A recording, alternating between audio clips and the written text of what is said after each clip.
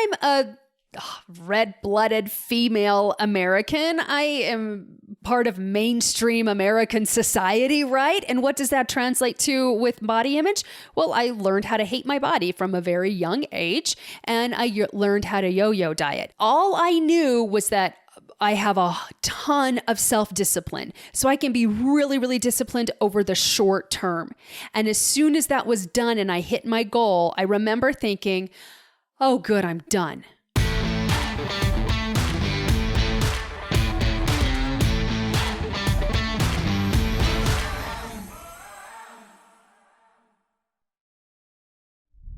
Hello, prosperity seekers, and welcome to another episode of the Prosperity Approach.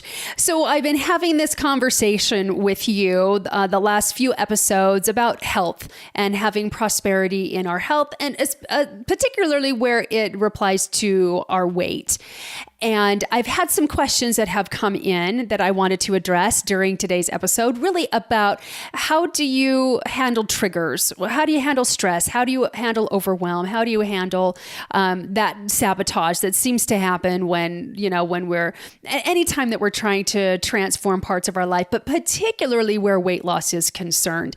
And so I really wanted to address that today, and the whole idea of starting where you're at instead of starting where you want to be. And so many of this fall into this trap of starting where we want to be. So we want to be fit and trim and working out an hour a day, 5 or 6 days a week, and pumping the iron and having, the guns and the muscles you can see in our arms and the flat belly and, and the bubble butt or whatever it is.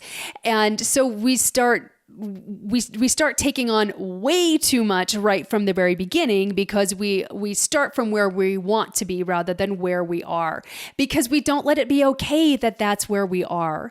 And so the first thing, we got to back up before we do all of the action things like, all right, now I can't have sugar, and now I gotta stop drinking alcohol, and I gotta limit my portions, and so we go all into this deprivation, right? And this no, and this scarcity, and you can't have it, and you can't have it, and we got to go cold turkey on everything.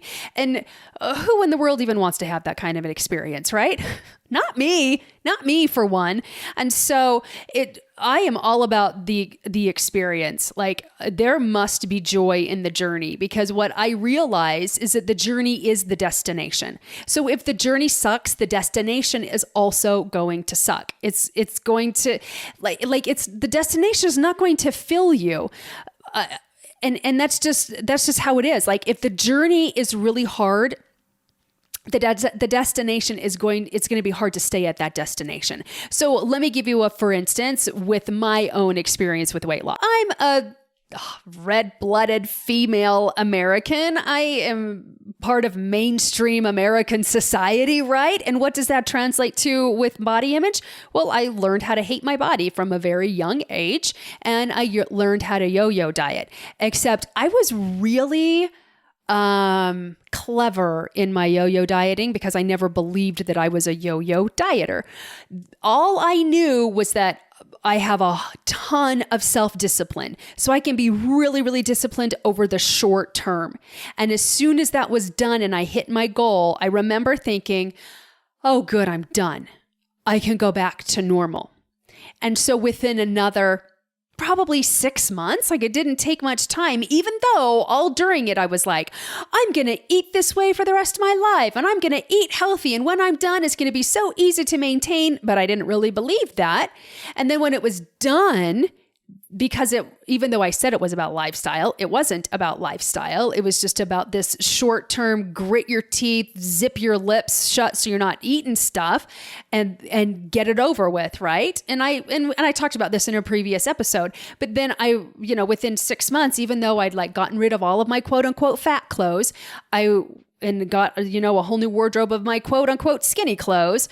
Before a year out, I was back into those same clothes. I had to buy more clothes, and then I would gain actually more weight. But I never thought I was a yo-yo dieter. I never identified with being a yo-yo dieter.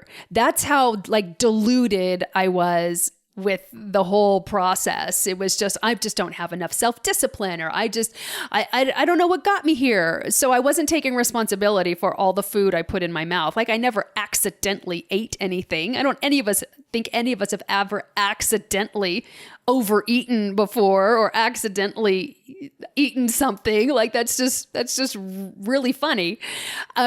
But I wasn't identifying with a healthy person with a healthy lifestyle. And so before we go into all the doing part of it to help us not sabotage and help handle the triggers and all of that, like we got to go here. We got to go to our mind. We got to change the game that we're playing. We got to play a different inner game. And in order to play that inner game and win that inner game, which then means you must win the outer game as well, by the way. The only game you ever need to know how to play and win is the inner game. You got that dialed in, you must win the outer game. And so with this, it was a shift in identity. And I did a whole other episode about shifting identity, but just let me bring some of those points back. Like I had to start identifying with a healthy person. So if a healthy person, and I am a healthy person, like what does that look like? What does she eat? How does she move her body? How much sleep does she get? What time does she get up in the morning? How much water does she drink? Now, I'm not an alcohol drinker, so that's never been an issue for me. I'm also not a coffee drinker. And so like weaning myself off caffeine has never been an issue because I don't drink it. I'm not a soda drinker, but I know like millions and millions and millions of people are, and that's like a real thing for people, weaning themselves off of alcohol, off of caffeine, off of soda drinks. My husband loves soda. And that was one of his big things, because we did a weight loss journey together. And he was like, man, it's the soda. It's the soda that's getting me. And it was like a 6-month thing where it took him 6 months to stop craving soda. But I really think based on the experience that I had, that when you identify with being healthy and you start thinking like a healthy person would think, and then making choices as if you already were a healthy person, that really, really helps handle triggers. It really helps with the self-sabotage. It really helps with stress and overwhelm and all of those things where we turn to food to fill a void or to give us some sort of comfort. And so it's really simple. Like I've decided I'm a healthy person. So if I'm a healthy person, what do I eat and what does that look like? And I just jotted that down. And then I started where I was. All right. I started where I was, not where I wanted to be. And the easiest thing for me to change was drinking more water. So I was like, okay, well, I can make a game out of it. You know, I know people talk about drink as many ounces of water as pounds you weigh. Drink a gallon of water a day. It really, I would say drink around 100 ounces. Now, I'm no health coach and I am not a nutritionist. And so this is just my own experience. I was drinking a gallon of water a day, but I'm only 5'2". Like I'm a little woman. And so it was kind of like flushing out other things like electrolytes and stuff. So it was a gallon was a little bit too much for me. 100 ounces seemed to do pretty well for me. And then, other days where I was thirstier, I would just drink more water, right? But we all do need more water. I can pretty confidently say that we probably, overall, we don't drink enough clear, clean, plain water. And so then I thought, okay, how often do I eat and how much do I eat? And when I first saw like a regular healthy portion size, I will admit I laughed and I was like, are you kidding me? Like, that's it? Are you serious? That's it? And then I realized, okay, but a healthy person eats in healthy amounts and she eats in healthy increments. Now, I know there are so many different things out there that you can do, and all of them work. I will say that all of them work. But the ones that are sustaining, like that I can sustain over the long term, those are the ones that I'm interested in. And so I know that so many people swear by intermittent fasting. I don't swear by that, just from my own experience, because what that teaches me to do is binge eat.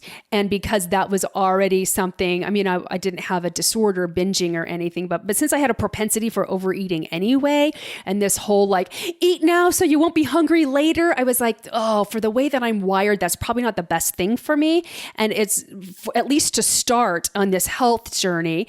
And so I want to do something that I can sustain over the long term based on where I am right now. And so what I chose was small portions, eating every 2.5 to 3 hours, so that I would keep my metabolism or my blood levels, my blood sugar levels pretty well even throughout the day, so I didn't have those big crashes and those big cravings. And so because I started identifying myself as a healthy person, I started naturally thinking about what are the stop gaps that I can put into place so that, by 5:30 or 6 at night, I'm not so hungry I could eat the paint off the walls, right? And I'm not just, going to the cupboard and pulling on the chips and pulling on any of those kinds of things. And so for the first couple of weeks of doing this, I was hungry. I would eat my small, at the time, it was a very small to me portion. And I learned how to savor it. I learned how to eat more slowly rather than just consuming it, all in, like smash and swallow, right? Rather than just really enjoying it. And then I realized, holy cow, I ate a half an hour ago and I'm hungry again. But I can eat in 2 more hours. I can eat in 2 more hours. And it wasn't this, I was like, okay, what can I do? Well, I can drink some water. And so I talked myself through it, because my next time to eat was in 2.5 to 3 hours. And I was hungry for the first couple of weeks, but not ravenous. And I wasn't saying I can't eat anything that I love, but there were things that I did avoid.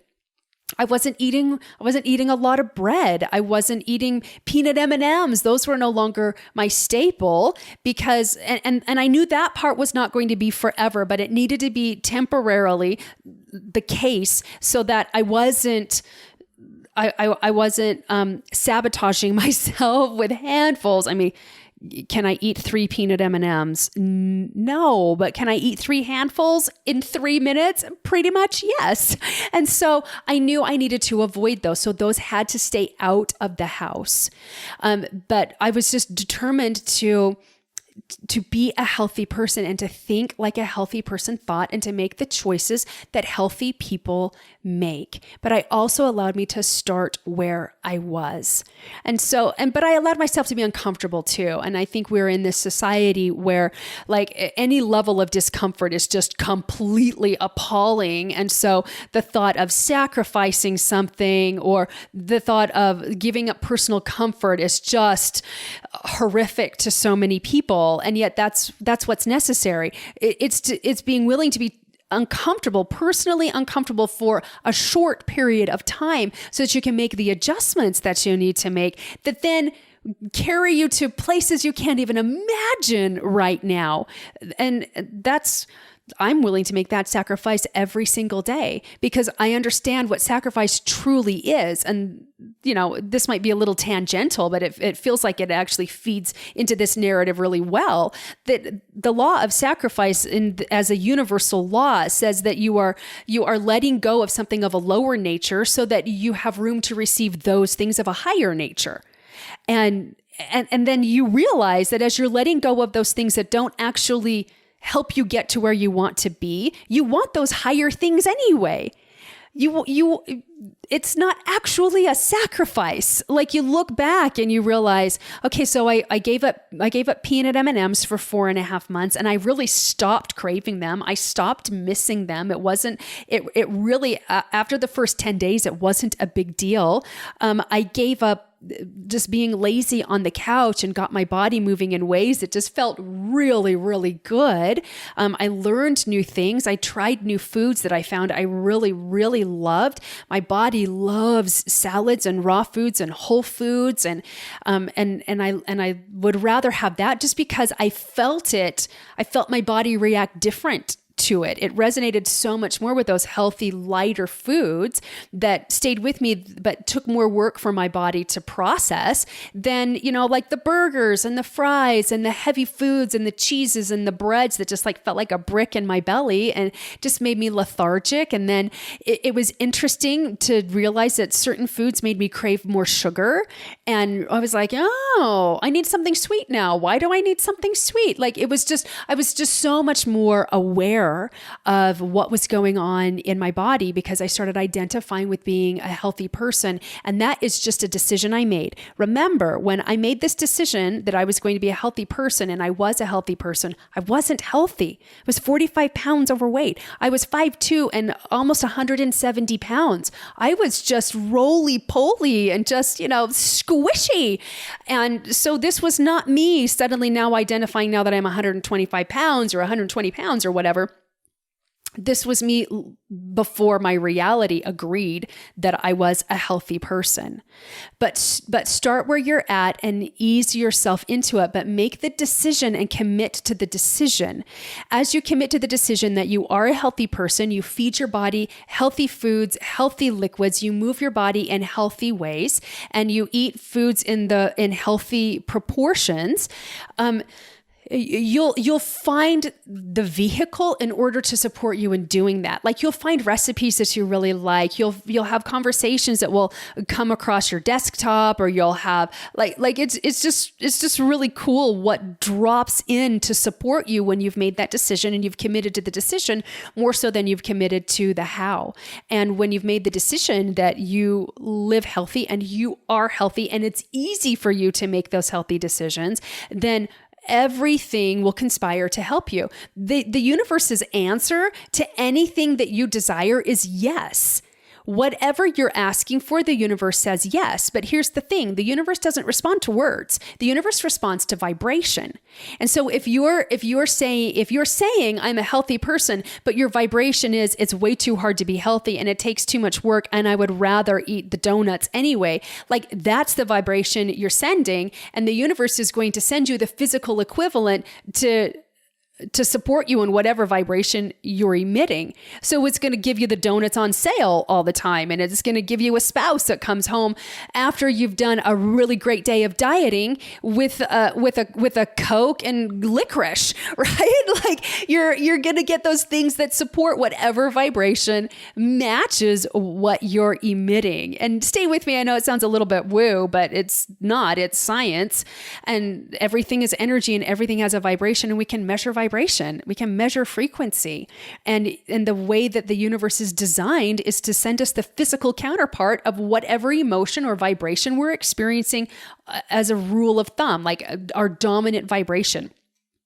And so it's my dominant vibration and my dominant thoughts where I'm healthy and I love being healthy and it is easy for me to be healthy. And I would have pictures of because I used to be thin. So I would have like thin pictures of me being thin years and years ago. I would have that to remind me, and I would, I would start surrounding myself with those things and create an environment that supported that. Then other things came in, in a rare moment of clarity when the food fog finally dispersed. It was like, you know what? If stuff is not in the house, I don't crave it. I don't crave potato chips if they're not in the house. I don't even think about potato chips or nachos if they're not in the house. If candy bars and chocolate chips and all of those things aren't in the house, I don't even think about them. And in fact, I literally forget about them. So if somebody has baked something, I forget about it until I go into the kitchen and then I see it. And then I'm like, oh, dang, I want that. But 3 minutes ago, I had totally forgotten that anything was even in the kitchen. And so I was like, oh, well, that's a really good thing to know. I can put that stopgap in place by not having it in the house. And was it hard to throw those things away? At first it was, because, that was money. But then I was like, do I want my children eating this garbage? Like, do I really? And my health coach was like, Allyson, what I realized is food is either going to go to waste or to waste. It's either going to go to your waste, W-A-I-S-T, or it's going to go to waste, W-A-S-T-E.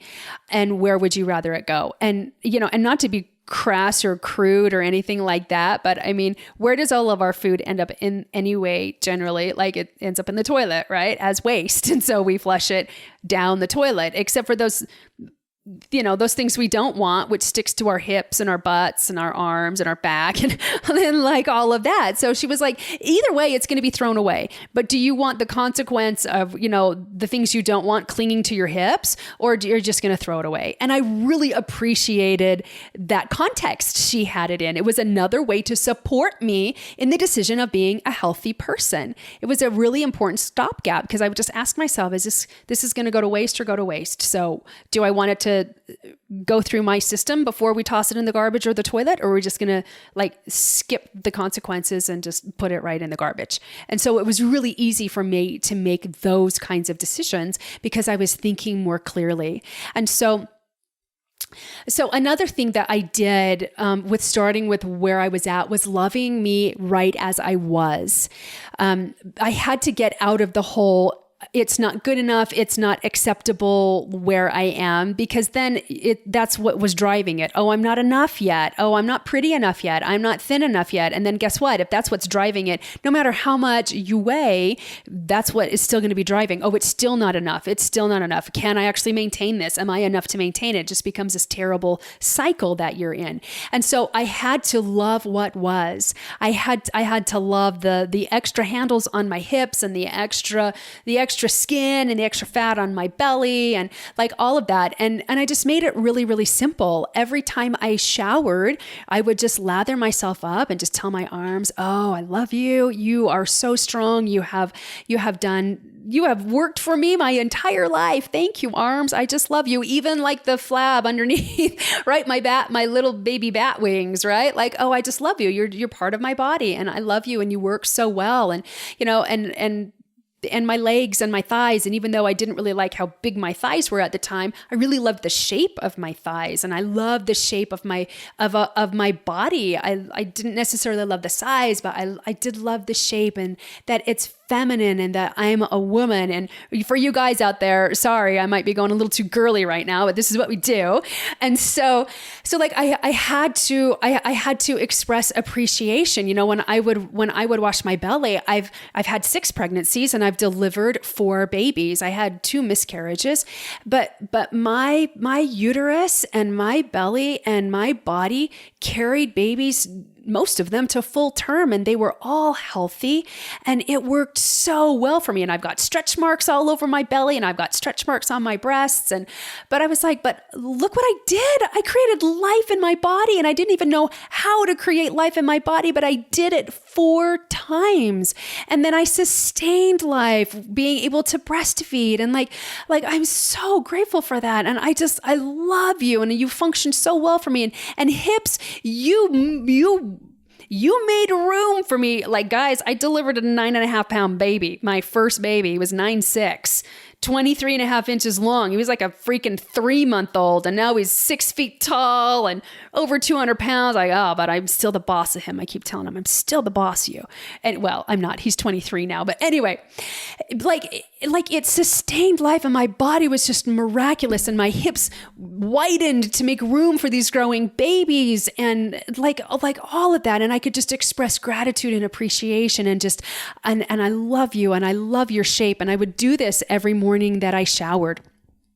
And then when I would get dressed, I love this color on me and I appreciate this color and I feel beautiful and thank you. And so it was loving me right where I was, to let it be okay. I knew exactly why I had put on 45 pounds. I was so scared in growing my business that I would fall.